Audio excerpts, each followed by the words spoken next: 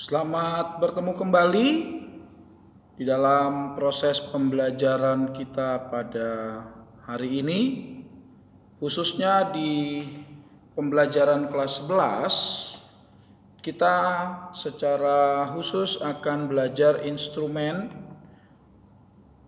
pada musik modern. Musik modern itu adalah musik yang berkembang setelah era musik klasik. Jadi era musik klasik itu ada di abad 19 awal dan abad 19 pertengahan dimulailah musik modern. Era musik modern itu ditandai dengan munculnya beberapa instrumen-instrumen atau alat-alat musik yang bisa digunakan secara universal dan menggunakan tangga nada yang berbeda dengan musik tradisional. Musik tradisional sendiri menggunakan tangga nada yang bersifat pentatonis, di mana itu terdiri dari 5 nada. Tetapi kalau era musik modern menggunakan tangga nada diatonis. Diatonis sendiri terdiri dari 7 nada. Saya kira pada proses pembelajaran di semester genap kalian sudah mendapatkannya secara lengkap. Interval diatonis sendiri itu dibagi menjadi 2. Interval diatonis mayor dan interval diatonis minor. Interval diatonis mayor itu terdiri dari interval diatonis mayor cres dan mo. Sementara interval diatonis minor itu terdiri dari 3, yaitu interval diatonis minor asli, minor harmoni, dan minor melodi. Nah, untuk kita belajar instrumen gitar, tentunya kita akan menggunakan interval diatonis, baik diatonis mayor maupun diatonis minor. Itu sebabnya sebelum kita masuk lebih jauh dalam proses pembelajaran kita perlu mengenal dulu, karena kita akan lebih banyak belajar tentang instrumen gitar, maka secara physically kita perlu mengenal instrumen gitar itu seperti apa. Kemudian jenis-jenisnya seperti apa, karena banyak jenis-jenis gitar, ya. Nah, gitar yang saya pegang ini gitar akustik namanya. Gitar akustik. Artinya gitar ini tidak perlu menggunakan listrik sehingga dia dapat dimainkan dan mengeluarkan suara.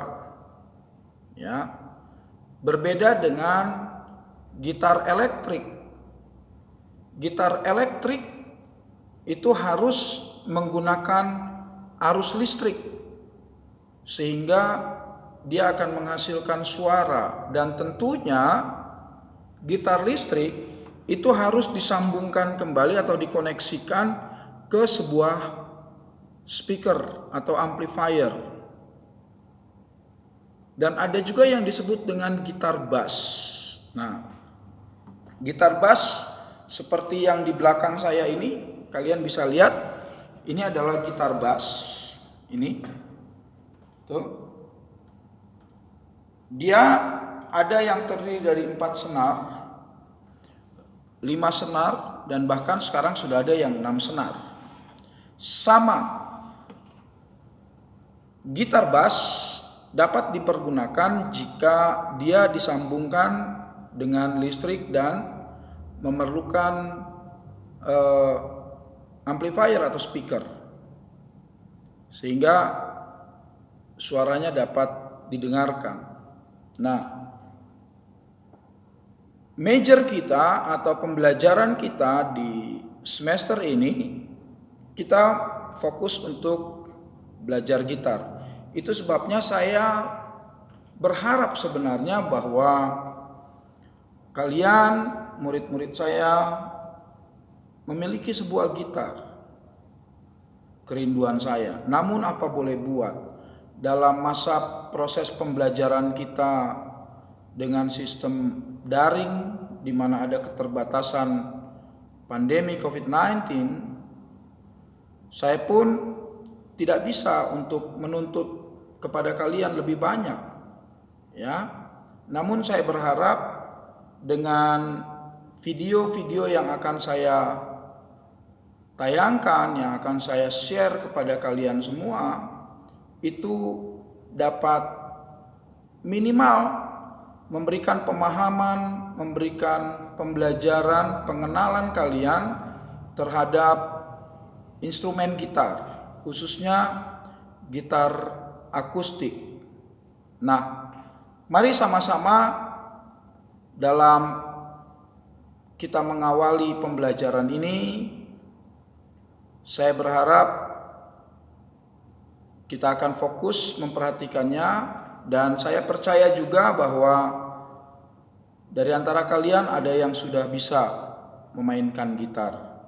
Saya juga sebagai guru enggak pintar-pintar amat main gitar, ya. Tetapi minimal bisa lah, ya, bisa mengiringi siapa yang mau nyanyi gitu, ya. Nah, awal pertama kita perlu mengenal secara fisik gitar itu sendiri. Nah, gitar akustik ini terdiri dari beberapa bagian. Yang pertama, head gitar. Ini head. Dari sini sampai sini, ini adalah head gitar. Ya. Ini adalah head gitar, di mana pada head gitar terdapat 6 tuner. 6 tuner. Ya. Nah, sama, gitar yang lain pun sama fisiklinya, ya, bentuknya sama, hanya beda ukuran. Nah, ada juga gitar lele, ya, gitar lele. Nah, kalau gitar lele itu awalannya adalah standarnya kunci A, tapi kalau ini standarnya adalah kunci C.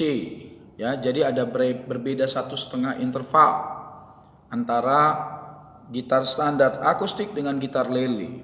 Ya, jadi jangan pernah menstem gitar lele dengan gitar akustik seperti ini sama, nggak bisa.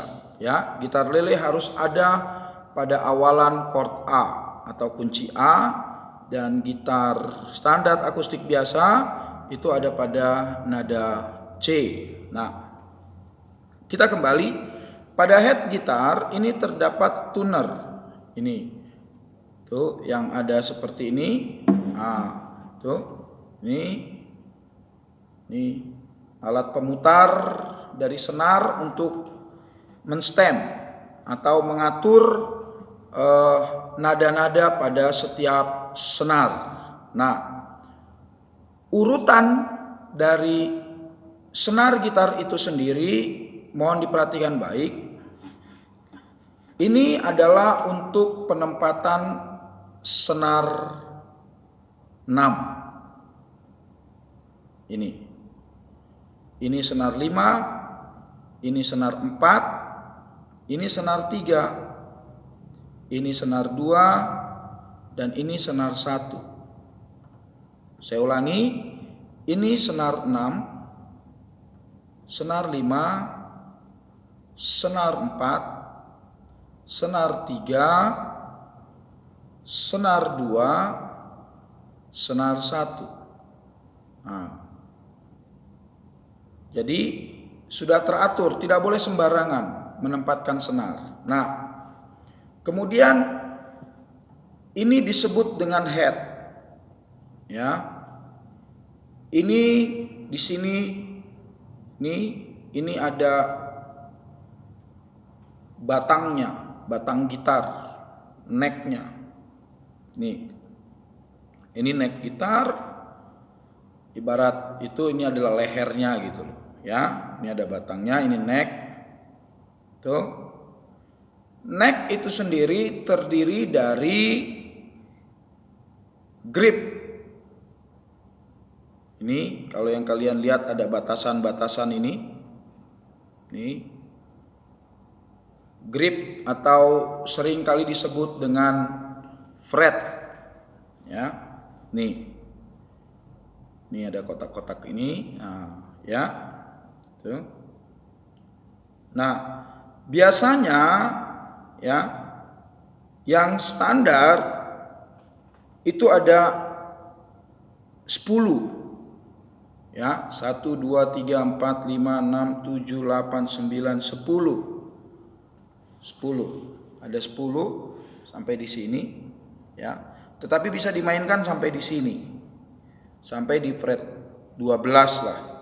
Kalau yang standar. Tetapi ada yang lebih panjang lagi necknya. Ya. Tuh. Jadi ada 10 grip atau 10 fret dalam satu neck gitar. Ya. Tuh. Nah, setiap fret atau setiap grip ini ada nilainya dalam interval. Berapa nilainya? Setiap fret atau grip ini bernilai setengah interval. Dengan kata lain, setiap kita tekan di manapun gripnya, ya misalnya di sini, mau naik satu interval, maka kita harus pindah 2 fret atau 2 kotak. Kalau kita mau pindah atau overtune 1 interval, setengah. Itu. Jadi kita menghitungnya, ini nada dasar, maka kita mau menaikkan 1 interval, maka setengah, jadi 1. Ya. Nah, kemudian bagian yang lain secara fisikly itu ada penampang atau badan gitar. Ini ya, penampang atau badan gitar di mana ada ruang resonansinya di sini. Ini lubangnya, ini disebut dengan ruang resonansi. Fungsinya apa? Untuk mengembalikan hasil getaran senar keluar. Jadi setiap senar akan suaranya atau getarannya masuk ke dalam dan dipantulkan kembali keluar oleh ruang resonansi ini yang ada pada badan gitar. Ya.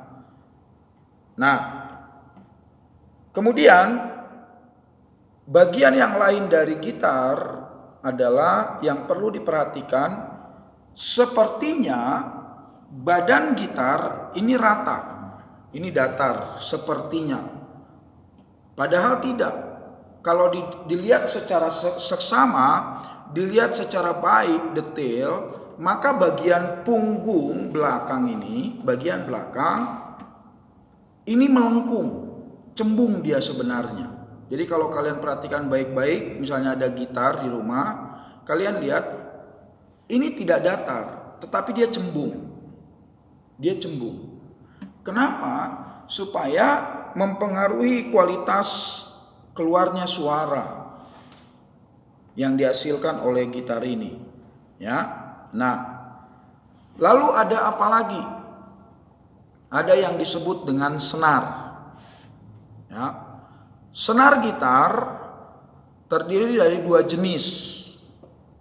Ada yang nilon, ini seperti ini adalah nilon. Ada juga yang string. String itu senarnya terbuat dari kawat. Tapi kalau nilon ini terbuat dari benang nilon. Ya, nih. Nah, terdiri dari 6 senar. Jangan salah, hitungannya harus jelas, posisinya harus jelas. Senar 1 itu ada di posisi paling bawah. Dan senar 6 ada pada posisi paling atas. Senar 1 itu paling tipis. Senar 6 itu senar paling tebal. Karena dia sifatnya bass. Ya. Tuh. Nah,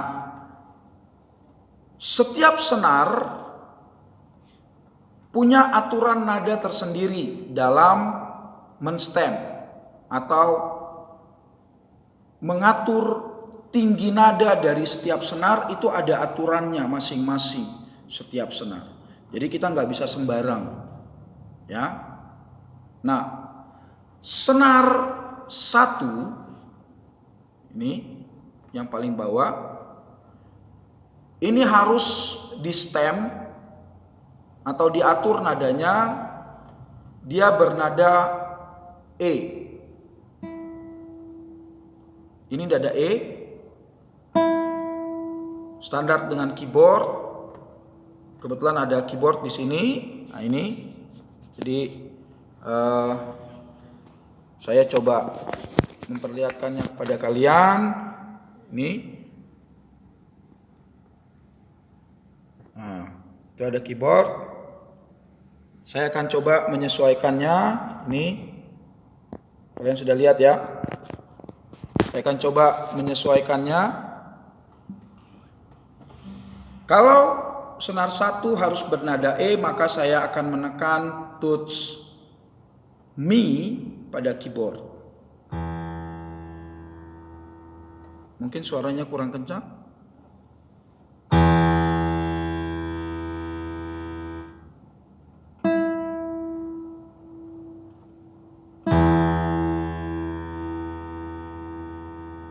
Atau dia naik pada oktav yang lebih tinggi. Contoh,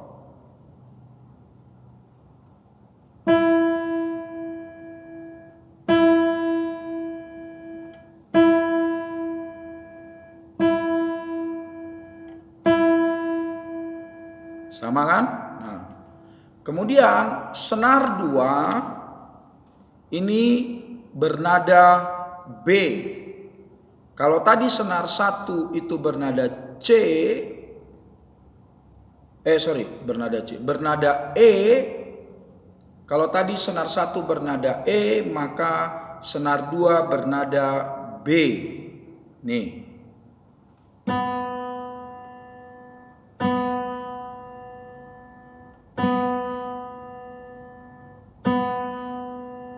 Nah, itu dia. Kemudian senar 3 itu bernada G.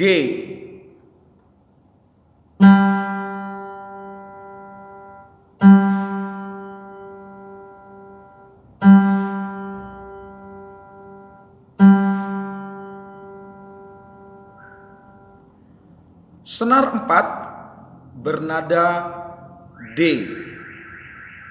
Senar 4 bernada D.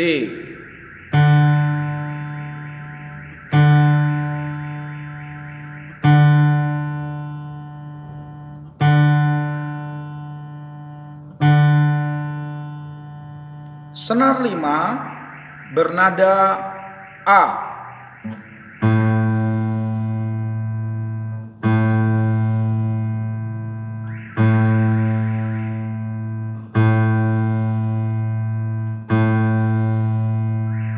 Senar 6 bernada E.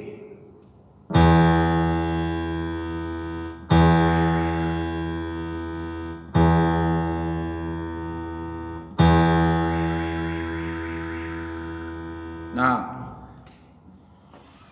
ini pembelajaran kita yang harus kita pahami. Ini awal dari pertemuan kita di kelas 11 dan saya sudah mengajarkan tentang interval. Dengan kata lain, di hari-hari selanjutnya kita akan dengan mudah untuk belajar tentang rumusan pasangan chord yang akan kita pelajari selanjutnya. Nah, untuk hal ini saya berharap kalian bisa menonton tayangan video ini atau konten YouTube ini dengan baik sehingga kalian bisa mempelajarinya. Dalam pertemuan-pertemuan berikut kita tidak ada tugas ataupun ini, tetapi pada bagian terakhir proses pembelajaran kita akan mengadakan ulangan harian. Tetap prosedurnya sama dan saya berharap kalian bisa mengikutinya dengan baik. Terima kasih buat perhatiannya, terima kasih buat proses pembelajarannya. Sampai bertemu di waktu yang akan datang.